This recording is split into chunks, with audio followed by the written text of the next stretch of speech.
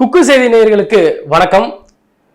அனகாபுத்தூர் மக்களை அகதியாக்கும் திமுக அரசு, களத்தில் நின்ற சீமான் அப்படின்ற தலைப்புல தான் இந்த காணொலியை நம்ம பார்க்க இருக்கிறோம்.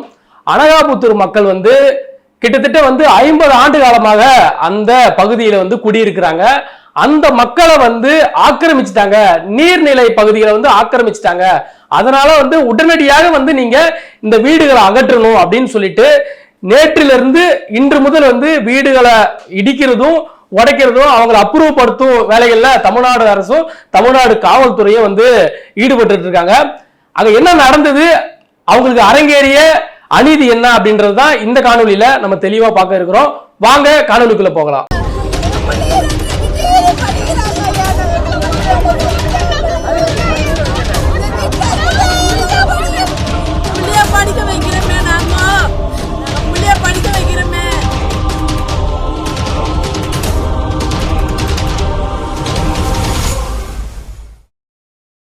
சென்னை அனகாபுத்தூர் அடையார் ஆற்று பாலக்கரை, அங்கதான் இந்த மக்கள் 50 ஆண்டு காலமாக குடியிருந்துட்டு இருந்திருக்காங்க. அந்த மக்களை நேற்று தமிழ்நாடு அரசு எந்த ஒரு முன்னறிவிப்பும் இல்லை. நீங்க இந்த நிலத்தை ஆக்கிரமிச்சிருக்கீங்க, நீங்க இங்க தடையை மீறி இங்க குடியிருக்கிறீங்க, நீங்க இதை உடனடியா காலி பண்ணணும் அப்படின்னு சொல்லிட்டு எந்த ஒரு முன்னறிவிப்புமே இல்லை. அந்த மக்கள் கிட்டத்தட்ட அந்த பகுதியில 50 ஆண்டு காலம் வசிச்சுட்டு வந்துட்டு இருக்கிறாங்க. திடீர்னு நேற்று போய் காவல்துறை, ஒட்டுமொத்த அந்த அனகாபுத்தூர் உள்ள சரௌண்டிங்ல இருக்கிற காவல்துறை அனைவரும் போயிட்டு அந்த மக்களை நீங்க வெளியேறுங்க அப்படின்னு சொல்லி அவங்கள வெளியேற்றி அப்புறப்படுத்திட்டு இன்று ஜேசிபி மூலம் அந்த வீடுகளை அடிச்சு உடைச்சி சேதப்படுத்தி அந்த மக்களை நடுத்தருவுல நிக்க வச்சிருக்கிறாங்க. அந்த மக்கள் என்ன பண்றது, என்ன செய்யறது, எங்க போறது, யாருக்கிட்ட முறையிடுறது அப்படின்னு தெரியாம திகச்சு போய் நிக்கிற ஒரு காட்சியில தான் இன்று காலை உடனடியாக நாம் தமிழர் கட்சியின் ஒருங்கிணைப்பாளர் திரு சீமான் அவர்கள் அந்த சம்பவத்தை பார்த்துட்டு உடனடியா ஒரு அறிக்கையை கொடுத்திருக்காரு. அனகாபுத்தூர் மக்களை அப்புறப்படுத்துறத முதல்ல நீங்க கைவிடணும் திமுக அரசு அப்படின்னு சொல்லிட்டு ஒரு அறிக்கையை கொடுத்துட்டு, அறிக்கை கொடுத்த 1 மணி நேரத்துல அந்த ஸ்பாட்ல, அதாவது அந்த களத்துல போய் நின்று இருக்காரு திரு சீமான் அவர்கள். கிட்டத்தட்ட தமிழ்நாட்டுல பல்வேறு கட்சிகள் இருக்கு, அங்கீகரிக்கப்பட்ட கட்சிகள் இருக்கு, புதிதாக ஆரம்பிக்கப்பட்ட கட்சிகள் இருக்கு, இந்திய தேசிய ஜனநாயக கூட்டணி இருக்கு, பல்வேறு கூட்டணிகள் இருக்கு. மக்களுக்காக உழைக்கிறோம், மக்களுக்காக பேசுறோம், இடதுசாரி தத்துவம் அப்படின்னு சொல்லிட்டு மக்களுக்காக, எளிய மக்களுக்காக எங்க அரசியல் வாழ்க்கையை அர்ப்பணிச்சிருக்கோம் அப்படின்னு சொல்ற எந்த ஒரு கட்சியுமே இந்த சம்பவத்தை ஒட்டி யாருமே அந்த மக்களை போய் சந்திக்கல. ஆனா நாம் தமிழர் கட்சியின் ஒருங்கிணைப்பாளர் ஏற்கனவே 2023லயே இந்த மாதிரி ஒரு சம்பவம் நடக்கும் பொழுது நான் இருக்கேன், உங்களை நான் பாத்துக்கிறேன், உங்களை நான் கைவிட்ட மாட்டேன் அப்படின்னு சொல்லிட்டு அந்த மக்களுக்கு ஆறுதல் சொல்லியிருக்காரு. திரும்பவும் நேற்று இந்த சம்பவம் நடந்திருக்குது. அந்த வீடுகள் இவங்க சொல்றாங்க இவங்க ஆக்கிரமிச்சிட்டாங்க, நதி நீர்ல இருக்கிற பகுதிகளை ஆற்றங்கரையில இருக்கிற பகுதிகளை இந்த ஏழை எளிய மக்கள் ஆக்கிரமிச்சிட்டாங்க அப்படின்னு சொல்றாங்க. சரி, ஆக்கிரமிப்பாவே இருக்கட்டும், அந்த மக்கள் ஆக்கிரமிச்சிட்டாங்கன்னு அப்படின்னு சொல்றாங்கல்ல, ஆக்கிரமிச்ச மக்களுக்கு எப்படி தமிழ்நாடு அரசு மின்சாரம் கொடுத்திருக்காங்க, குடிநீர் கொடுத்திருக்காங்க, ஆதார் கார்டு கொடுத்திருக்காங்க, குடும்ப அட்டை கொடுத்திருக்காங்க, அது மட்டும் இல்லாம உதவி பெறதுக்கான பல காப்பீடு திட்டங்கள் கொடுத்திருக்காங்க, ரோடு வசதி போட்டது யாரு, அப்படி பல்வேறு அரசு சம்பந்தப்பட்ட விஷயங்களை இந்த தமிழ்நாடு அரசு அந்த மக்களுக்கு கொடுத்திருக்கு. அப்போ இதெல்லாம் கொடுக்கும் பொழுது தெரியலையா அந்த மக்கள் ஆக்கிரமிப்புல தான் இருக்காங்க அப்படின்னு சொல்லிட்டு இந்த தமிழ்நாடு அரசுக்கு தெரியலையா, திமுக அரசுக்கு தெரியலையா?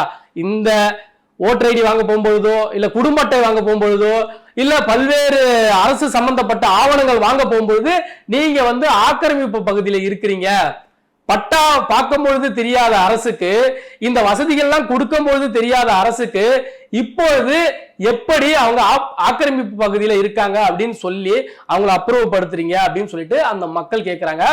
அது மட்டும் இல்ல, 110 நிலங்களை 110 ஏக்கரை அவங்க கையகப்படுத்திருக்காங்க அப்படின்னு சொல்றீங்க. அதற்கு பக்கத்துல முதலாளிகளினுடைய நிறுவனங்கள், வீடுகள், அவங்களுடைய நிலங்கள்லாம் இருக்கு. ஏன் அந்த பகுதிகளை ஆக்கிரமிப்பு பகுதிகள் அப்படின்னு சொல்லிட்டு நீங்க கையகப்படுத்தல, அவங்கள அப்புறப்படுத்தல அப்படின்னு சொல்லிட்டு அந்த மக்கள் கேட்கிறாங்க. திரு நாம் தமிழர் கட்சியின் ஒருங்கிணைப்பாளர் சீமானும் கேட்கிறாரு, ஏன் இந்த ஏழை எளிய மக்களை மட்டும் நீங்க அப்புறப்படுத்துறீங்க, ஒடுக்குறீங்க, அவங்களுடைய வீடுகளை சிதைக்கிறீங்க? அதே பக்கத்துல தானே இருக்குது இந்த முதலாளிகளுடைய தொழிற்சாலை, வீடு, வணிகம், மொற்ற சம்பந்தப்பட்ட சொத்துக்கள் எல்லாமே அங்கதானே இருக்கு. அதையே நீங்க வந்து அகற்ற மாட்டேன்றீங்க அப்படின்ற ஒரு கேள்வியை எழுப்பியிருக்காரு.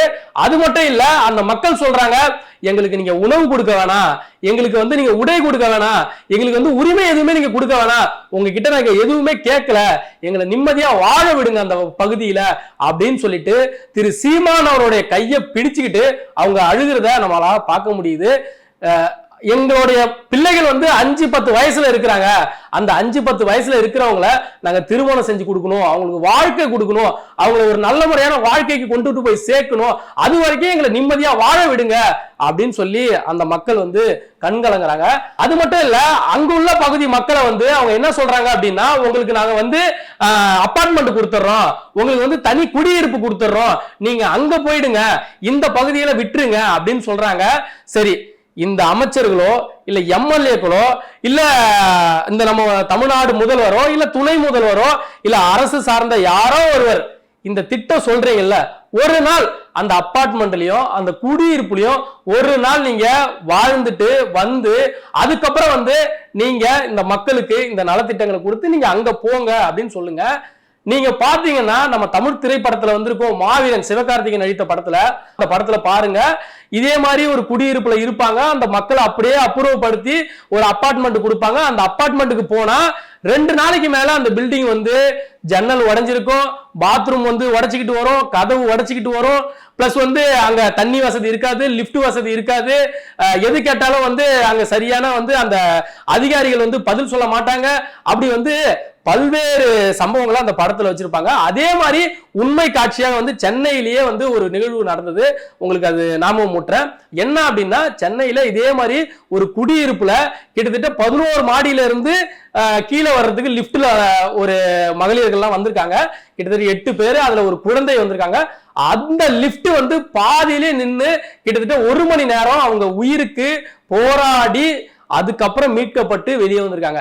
இப்படி அவங்களுக்கு உயிருக்கு உத்தரவாதம் இல்லாத ஒரு கட்டிடத்துல போய் நீங்க இருங்க அப்படின்னு சொன்னா இது எப்படிப்பட்ட ஒரு அநியாயமா இருக்கும் அப்படின்றது நமக்கு தெரியல. கண்டிப்பா வந்து நீங்க சொல்ற அந்த அதிகாரிகள் வந்து 10 நாள் அந்த வீட்டுல நீங்க இருந்துட்டு அதுக்கப்புறம் வந்து சொல்லுங்க, அந்த ஏழை எளிய மக்கள் வந்து கண்டிப்பா இருப்பாங்க. இந்த ஏழை எளிய மக்களை அகற்றுறதுனால இந்த தமிழ்நாடு அரசுக்கு என்ன கிடைக்குது அப்படின்னு சொல்லிட்டு நம்ம பார்த்தோம் அப்படின்னா 2 விஷயம். ஒண்ணு, அந்த நிலங்களை ஆக்கிரமிச்சுட்டு ஒன்று பெரும் முதலாளிக்கு அந்த நிலங்களை ஒண்ணு ஃபேக்டரி உருவாக்குறதுக்கோ இல்ல நிறுவனங்கள் உருவாக்குறதுக்கோ இல்ல பெரிய பெரிய தொழிற்சாலைகள் உருவாக்குறதுக்கோ இல்ல தமிழ்நாடு அரசு மத்திய அரசோட திட்டங்களை நிறுவனத்துக்காகவோ அந்த இடங்களை கைப்பற்றாங்க. இன்னொன்னு, கூட்டாக வாழக்கூடிய அந்த மக்களை பிளவுபடுத்தி சிதைச்சு அவங்களுடைய வாக்குகளை உடைச்சு அவங்களுடைய பிரிவு ஏற்படுத்தி அவங்கள ஒரு தண்ணி இல்லாத காட்டுக்கு மாத்துற மாதிரி தான் இந்த தமிழ் பூர்வக்குடி மக்களை தமிழ்நாடு அரசு தொடர்ச்சியாக வந்து உடைச்சி பிளவுபடுத்தி பூர்வகுடி மக்களை அகதியாக்குற வேலையை தொடர்ச்சியா செஞ்சுக்கிட்டு இருக்கு.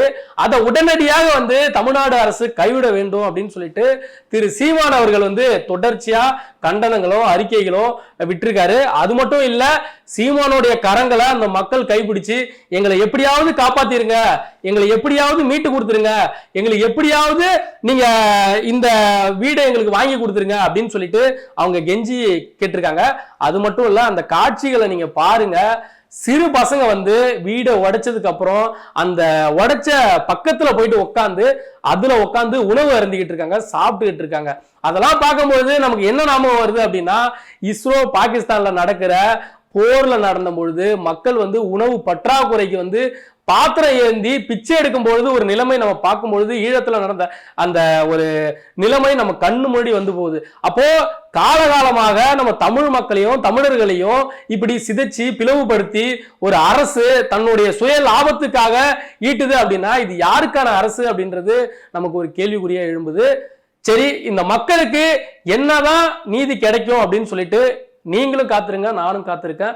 பல்வேறு தகவலோட மீண்டும் சந்திக்க இருக்கிறேன். நன்றி, வணக்கம்.